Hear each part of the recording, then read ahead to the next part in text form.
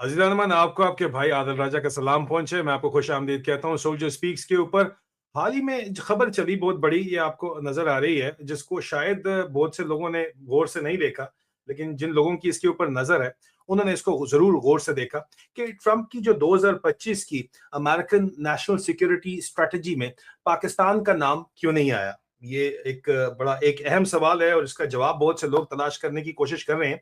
और सवाल ये उठाया गया कि क्या अमेरिका ने पाकिस्तान जैसे मुल्कों को डायरेक्ट हैंडल करना छोड़ दिया है, जो कि जवाब भी है इस सवाल के अंदर। आउटसोर्सिंग शुरू कर दी है, आपको पता ही है कॉल सेंटर्स की जिस तरह आउटसोर्सिंग होती है। मिसाल के तौर के ऊपर पाकिस्तान की आउटसोर्सिंग सवाल ये उठाया गया कि मुत्तहदा अरब अमारात और सऊदी अरब के हवाले कर दी गई है, ऐसे रीजनल प्लेयर्स को दे दी गई है। अगर आप पाकिस्तान के आज के हालात देखें, ठीक है, जहां पे जिस किस्म का प्रेस के ऊपर, फ्रीडम ऑफ एक्सप्रेशन के ऊपर क्रैकडाउन हो रहा है, सियासी जोड़ तोड़ है, पॉलिटिकल इंजीनियरिंग है, और एक सिक्योरिटी स्टेट का जो राइजिंग फुटप्रिंट है, तो वो अगर आप देख रहे हैं तो ये सवाल और भी ज्यादा हैवी हो जाता है, ठीक है, कि पाकिस्तान जो है वो क्यों मिसिंग है ट्रंप की 2025 की नेशनल सिक्योरिटी स्ट्रेटजी से। और इसका मतलब जो है मौजूदा पाकिस्तानी हुक्मरानों, बिलखसूस आसिम मुनीर के जेर कमान पाकिस्तान की जो फौजी स्टैब्लिशमेंट पाकिस्तान पे हुकूमत कर रही है, उस पे इसका किस तरह असर आएगा। देखिए, नेशनल सिक्योरिटी स्ट्रेटजी जो अमेरिका की है, उसका कोर थीम अगर देखें तो वो है कि उसको बिल्कुल उसकी जो नैरो प्रायोरिटीज हैं इस वक्त, और अमेरिका फर्स्ट मैगा जो है, वो रीजन बाय रीजन इस वक्त चलता हुआ दो इनका नजर आता है। सबसे पहले नेशनल सिक्योरिटी स्ट्रेटजी अमेरिका की जो है, इसको समझें अगर आप, तो एनएसएस 2025 का जो टोन है, ये पहले से ज्यादा इनवर्ड लुकिंग है, ठीक है, और ट्रांजैक्शनल है, सौदे के ऊपर बेस करता है। द आर्ट ऑफ डील सदर ट्रंप के जो है उसके मुताबिक ये काम चल रहा है। वेस्टर्न हेमस्फेयर जो है, यूरोप, कनाडा, ऑस्ट्रेलिया, ये जो इलाके हैं, इसको प्राइमरी फोकस रखा गया है इसके अंदर। अब यहाँ पे आप ट्रेड, बॉर्डर्स, इमिग्रेशन और सप्लाई चेन्स के ऊपर फोकस रखा गया है, मतलब ये कारोबारी और इकोनॉमिक इनकी प्रायोरिटीज है। और ग्लोबल कम्युनिकेशंस को नैरो करके हर मुल्क, हर इशू अमेरिका की स्ट्रेटजी का फोकस नहीं है, ये अब इनकी जो नेशनल सिक्योरिटी पॉलिसी है इसके अंदर किया गया। ब्रोकिंग्स इंस्टीट्यूट के एनालिसिस के मुताबिक डॉक्यूमेंट का जो इस वक्त वर्ल्ड व्यू है, वो रीजनल बैलेंस ऑफ पावर और ग्लोबल डोमिनेशन को रिजेक्ट करता है, और उसको रिजेक्ट करने की बात करता है। यानी अमेरिका हर जगह मैनेजर नहीं बन सकता, ग्लोबल पुलिसमैन का रोल अब अमेरिका उसमें इंटरेस्टेड नहीं है, ये बात जहन के अंदर रखिएगा। व्हाइट हाउस का जो ये डॉक्यूमेंट है, ये इंतहाई वाजे है इस मामले के ऊपर, और ये बात इंतहाई क्लियरली आपको बताता है। और इसकी अगर आप डिटेल डिस्क्रिप्शन लेंगे तो इस एनालिसिस में ये बात जो ब्रुकिंग इंस्टीट्यूट कर रहा है वो साबित होगी। पाकिस्तान का ओमिशन क्यों है, निकाल क्यों दिया गया है? क्योंकि प्रायोरिटी हेडलाइन नहीं है अब पाकिस्तान इस वक्त। अब पाकिस्तान के ऊपर मल्टीपल रीजनल ऑब्जर्वर्स ने नोट ये किया कि 2025 की जो एनएसएस है, नेशनल सिक्योरिटी स्ट्रेटजी में, साउथ एशिया ओवरऑल मार्जिनलाइज होता हुआ नजर आता है, न सिर्फ पाकिस्तान बल्कि हिंदुस्तान भी। और पाकिस्तान का डायरेक्ट जिक्र या तो नहीं है, या बहुत ही मिनिमल फ्रेमिंग के अंदर जो है वो डिस्कशन से उसको बाहर रखा गया है, इंडिया को उसके अंदर तरजीह दी गई है। इसका मतलब ये नहीं कि पाकिस्तान जो है वो इररेलेवेंट हो चुका है, बल्कि यहां पे ये सिग्नल जो है वो दिया जा रहा है कि पाकिस्तान अब यूएस अमेरिका की हेडलाइन स्ट्रेटजी का हिस्सा नहीं है। आफ्टर थॉट तो हो सकता है, वहां पे ट्रांजैक्शनल रिलेशनशिप तो हो सकता है, कुछ दो कुछ लो तो हो सकता है, उससे ज्यादा कुछ भी नहीं है, ठीक है। बल्कि एक मैनेजेबल फाइल के तौर के ऊपर पाकिस्तान बन गया कि यार ठीक है, ये असिस्टेंट सेक्रेटरी ऑफ स्टेट के लेवल से नीचे को देख लेगा, ठीक है, जिसे यूएस डायरेक्ट ओनरशिप ज्यादा रीजनल फ्रेमवर्क में अब इनको ये नहीं दे रहे, ये बात आपने जहन में रखना है। और आउटसोर्सिंग का जो एंगल है कि नेशनल सिक्योरिटी स्ट्रेटजी का जो मिडिल ईस्ट चैप्टर खुद ये कह रहा है कि जनाब अपनी जो जिम्मेदारियां हैं वो अब दी जाएं, लोगों को दी जाएं। जैसे यूरोप में वो कह रहे हैं कि जी यूरोप पे ईयू जो है वो अपनी जिम्मेदारी खुद उठाए, हमें डैडी मत बनाए, ये बात भी बार बार की जा रही है। इसके ऊपर बहुत सी बातचीत जो है वो हुई है, मुसलसल इसके ऊपर जो है वो बातचीत चली है। इसी तनाजर के अंदर जब हम बात करते हैं कि अच्छा जी अगर ये कहानी है तो फिर इसी तरह मिडल ईस्ट में मशरक वस्ता की जब बात आती है तो मशरक वस्ता के अंदर भी वो यही बात कर रहे हैं कि जनाब मिडल ईस्ट के अंदर अमन कायम किया जाए और जिम्मेदारी शिफ्ट की जाए लोकल रीजनल प्लेयर्स के ऊपर।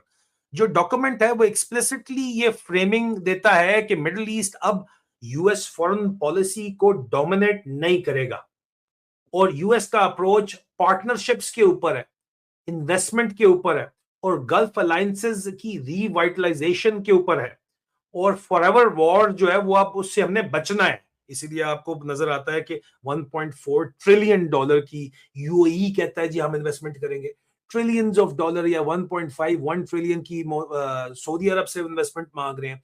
कतर ने तो जनाब अनेवा उनको भी billions and billions of dollar की इन्वेस्टमेंट ट्रिलियन डॉलर तक वो भी लेके जाना चाहते हैं और मतलब बिजनेस और ट्रांजैक्शन के ऊपर फोकस है। उसके बावजूद भी इसराइल आके कतर के अंदर अटैक कर जाता है।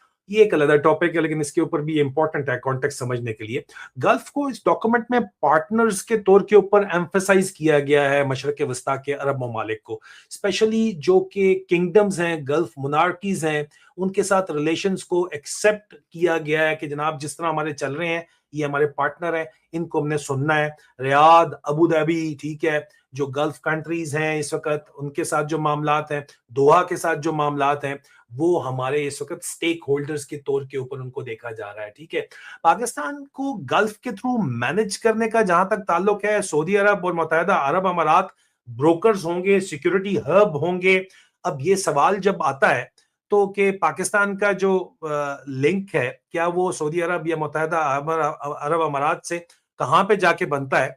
तो रीसेंट जो एनालिसिस है उसमें मैंने आपको बार बार ये बात बताई है और ये दिखाता है कि पाकिस्तान और सऊदीया का जो डिफेंस एग्रीमेंट हुआ है, जिसको अमेरिका की आशीर्वाद शामिल है, उनकी ब्लेसिंग शामिल है, ये एक न्यू सिक्योरिटी आर्किटेक्चर और यूएस का जो एक लिए एक स्ट्रेटेजिक डायलेमा के फ्रेम के अंदर डिस्कस किया जा रहा है कि जनाब अमेरिका को तो जो है वो खड़का दिया गया, हालांकि अमेरिका की मर्जी यहां पे शामिल है।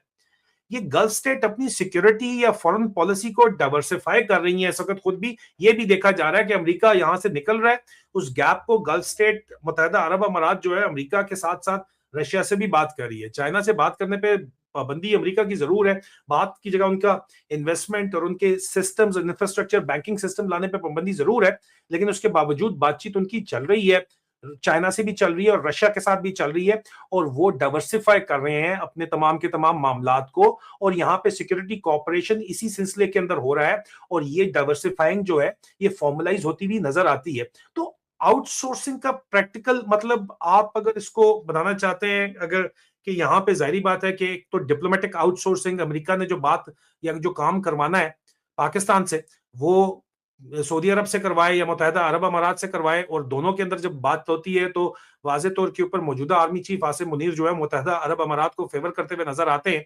तो यहाँ पे यूएई और केएसए जो है ये एक ब्रिज बन सकता है, बन रहा है अमेरिका और पाकिस्तान के दरमियान, लेकिन पाकिस्तान की इतनी ज्यादा अहमियत नहीं है मौजूदा हालात के अंदर क्योंकि पाकिस्तान ने अपनी अहमियत को खुद इतना ज्यादा गिरा दिया है, भीख मांग मांग के तमाम ममालिक से जाके और कर्जे मांग मांग के और अपनी इकोनॉमी खुद तबाह करके अपने हाथों से अपने हाथ पैर काट के कि उनको कोई इतना ज्यादा कंसर्न लिया नहीं जा रहा। हाँ, सिक्योरिटी स्टेट के तौर के ऊपर पाकिस्तान को देखा जा रहा है कि नेट सिक्योरिटी प्रोवाइडर है, किराए के तौर के ऊपर फौज ली जा सकती है, मर्सनरीज के तौर के ऊपर उनको इस्तेमाल किया जा सकता है, वो भी एक बहुत बड़ा इशू बना हुआ है। इसराइल की सिक्योरिटी से रिलेटेड उसके ऊपर मैं बात करता हूँ, इसराइल में डिप्लॉयमेंट से रिलेटेड उसके ऊपर मैं अलहदा बात करता हूँ, लेकिन एक इकोनॉमिक लिवरेज जो है वो कतर के पास भी मौजूद है, सऊदी अरब के पास भी मौजूद है, मुत्तहिदा अरब अमारात के पास भी मौजूद है और सबसे बड़ा तो अमेरिका के पास खुद आईएमएफ के जरिए मौजूद है। उसको इस्तेमाल किया जाएगा इनडायरेक्ट चैनल्स के तौर के ऊपर पाकिस्तान को कंट्रोल करने के लिए और उनको पता है कि पाकिस्तान की इससे ज्यादा औकात में देखा नहीं जा रहा, इसलिए नेशनल सिक्योरिटी स्ट्रेटेजी से उसको एज अ मेजर प्लेयर के तौर के ऊपर आउट कर दिया गया है। जब अमेरिका ने पाकिस्तान का नाम अपनी नेशनल सिक्योरिटी स्ट्रेटेजी में नहीं लिखा तो यह भी हो सकता है कि वो पाकिस्तान को डायरेक्ट स्ट्रेटेजिक थिएटर की जगह रीजनल मैनेज्ड प्रॉब्लम समझ रहा हो और रीजनल प्लेयर से उसको मैनेज करवाना चाहता हो और लग ये रहा है कि उसी तरफ मामला जा रहे हैं। आसिम मुनीर एरा के अंदर जो इस वक्त समझ आती है कि इसकी इंप्लीकेशन इंटरनल क्रैकडाउन और एक्सटर्नल मैनेजमेंट के ऊपर जब आप बात करते हैं तो अब आज का पाकिस्तान के कॉन्टेक्स्ट के अंदर देखा जाए, जहां पे आसिम मुनीर के दौर में ये ओमिशन और भी ज्यादा मीनिंगफुल लगता है, क्योंकि सदर ट्रंप ने जो लंच करवाया आसिम मुनीर को, जिसका बड़ा चर्चा किया गया, उसके बाद जाके शहबाज शरीफ के साथ वो बैठ गए वहां पे व्हाइट हाउस में और फेवरेट फील्ड मार्शल का खिताब मिला, और उसके बाद नाम ही निकाल दिया जाए पाकिस्तान का सिरे से, और इसराइल की डिप्लॉयमेंट अभी तक नहीं हो पा रही पाकिस्तानी फौज की, उसके ऊपर मैं अलहदा बात करूंगा। तो ये बड़ा मीनिंगफुल है। आप इस मामलात को अगर देखते हैं कि जब क्यों ये काम किया जा रहा है, क्योंकि जो वादे किए आसिम मुनीर ने सदर ट्रंप से, वो पूरे नहीं हुए, कोई भी वादा पूरा नहीं हुआ। और स्टेट का इंटरनल कंट्रोल मॉडल भी इस वक्त जिस वक्त टफ होता है, मीडिया के ऊपर, डिसेंट के ऊपर, पॉलिटिकल स्पेस को श्रिंक किया जाता है, डिसेंट पे क्रैकडाउन किया जाता है। वेस्ट अक्सर पब्लिकली अपने आप को, वेस्टर्न कंट्रीज, डेमोक्रेसीज डिस्टेंस करके रखती हैं ऐसे मामलात से, और प्राइवेट स्टेबिलिटी को प्रेफर करती हैं, और इसीलिए मुत्तहदा अरब अमारात आपको आगे आता हुआ नजर आता है। मेरा आज के दिन का जो दूसरा वीलॉग है या तीसरा, वो जरूर देखिएगा। एक आपको आपके होश ठिकाने आएंगे कि असल मामला क्या चल रहा है। अब एनएसएस का ब्रॉडर थीम भी आइडलिज्म के ऊपर नहीं है, ठीक है, इंटरेस्ट के ऊपर है, जो अमेरिका का, मतलब वो कहते हैं कि यार रीजनल स्पेयर्स के अंदर खास तौर के ऊपर जो लैंग्वेज और बड़ी बैलेंस है, वो कहते हैं यार काम करो, मतलब आपका अगर उसका टेक अवे करते हैं तो पाकिस्तान को ओमिट करना, पाकिस्तान को निकालना शायद मॉरल स्टैंस नहीं है यहाँ पे। ये डिस्टेंस वाली बात ठीक है, वो करते हैं, लेकिन यहाँ पे मॉरल स्टैंस नहीं है अमेरिका का। ये एक पॉलिसी डिजाइन है, पब्लिकली लो प्रोफाइल रखी जाए, रीजनली आउटसोर्स किया जाए। कतर में सेंटकॉम का हेडक्वार्टर है, सेंटकॉम ने हमेशा से डील किया है पाकिस्तान को, पाकिस्तान की फौज के जरिए, उनके जरिए वन विंडो ऑपरेशन चल रहा है, वो चलने दिया जाए, ज्यादा इनको जो है वो ना ऊपर लेके लाया जाए, क्योंकि ये इलेक्शन इशू भी बन सकता है। यूएस कांग्रेस ने इनके खिलाफ खत लिखे हैं, आपका पाकिस्तान आर्मी चीफ आसिम मुनीर के खिलाफ खत लिखे हैं, पाकिस्तान ने जो क्रैकडाउन के ऊपर खत लिखे हैं, या इमरान खान की सपोर्ट में जो बातचीत हो रही है, वो काफी ज्यादा एक पीआर इशू क्रिएट कर रही है। तो रीजनली आउटसोर्स करके स्टेबिलिटी फोकस्ड अप्रोच अगर दी जाए, और जो काम हो रहा है वो छुप के किया जाए, ओपनली ना किया जाए, लंच वगैरह पे ना बुलाया जाए। इसलिए व्हाइट हाउस ने कहा है कि जनाब हम तीसरी दफा इनको नहीं बुला रहे। अमेरिकी कहते हैं कि जी वो मीटिंग छुप के हो रही है, कहीं और हो रही है, व्हाइट हाउस में तो हो ही नहीं रही। लेकिन बहरहाल सदर ट्रंप की तीसरी मीटिंग के ऊपर व्हाइट हाउस ने कहा कि हमने कोई मीटिंग नहीं करनी। मीटिंग नहीं करनी ना कहना भी जो है वो बहुत बड़ी बात है। क्यों बात है? जाहिर बात है कि जो वादे वो पहली मीटिंग में करके आए हैं वो पूरे नहीं करके आए, और क्या वजह हो सकती है?